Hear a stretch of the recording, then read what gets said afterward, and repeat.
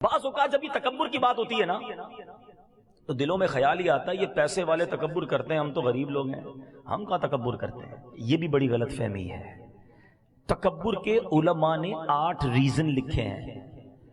تکبر علم کی وجہ سے بھی آتا ہے، تکبر عبادت کی وجہ سے بھی آتا ہے، مال کی باری تو تیسرے نمبر پہ آتی ہے، تکبر اقتدار کی وجہ سے بھی آتا ہے، تکبر خوبصورتی کی وجہ سے بھی آتا ہے، تکبر طاقت کی وجہ سے بھی آتا ہے۔ اب علم سے کیسے تکبر آتا ہے؟ کسی بندے نے دنیاوی علم حاصل کر لیا یا دینی، علماء بھی بن گئے۔ جی میرے مذہبی بھائی بیٹھے ادب کے ساتھ، کیونکہ علماء نے کتابوں میں لکھا کہ اگر آپ دینی علم بھی سیکھ گئے اور اس کے بعد دوسروں کو حقیر سمجھنے لگے کہ ان کو تو آتا ہی کچھ نہیں، مجھے جتنا کچھ آتا ہے، تو یہ بھی تو تکبر ہے نا۔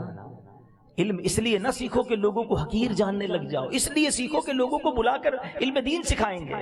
علم بھی تکبر لاتا ہے۔ عبادت تکبر کیسے لاتی ہے؟ کوئی بندہ 5 ٹائم کا نمازی بن جائے، قرآن پڑھنے لگ جائے، پھر کہ دیکھو لوگ تو کچھ بھی نہیں کرتے، یہ تو جمعے کی نماز نہیں پڑھتا، میں تہجد بھی پڑھتا ہوں۔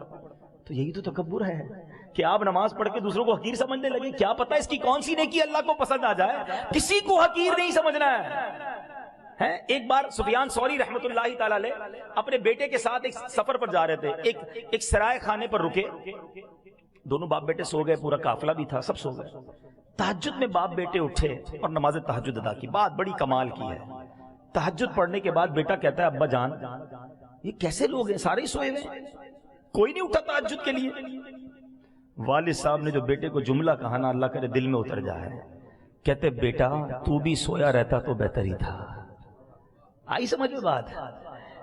بیٹا تو بھی سویا رہتا تو ٹھیک تھا، تہجد پڑھ لی، اب تجھے سارے حقیر لگنے لگ گئے، اس سے بہتر تو بھی سویا رہتا تو ٹھیک تھا۔ عبادت کرو، روزے رکھو، حج کرو، نمازیں پڑھو، مگر دوسروں کو حقیر نہ سمجھو۔ مجھے کیا معلوم میری ساری عبادتیں کہیں منہ پہ نہ مار دی جائیں۔ ڈرتے رہو اللہ جو کیا قبول کر لے۔ مالک ناقص ہوں، کمزور ہوں، جیسی ٹوٹی پھوٹی ہے تیری شان کے لائق نہیں، یہ ٹوٹے سجدے تو نے ہی قبول کرنے ہیں۔ تھوڑے سجدے کر کے پھولے نہیں سماتے، حاجی صاحب، نمازی صاحب، سخی صاحب بن جاتے، نہ کرو ایسا۔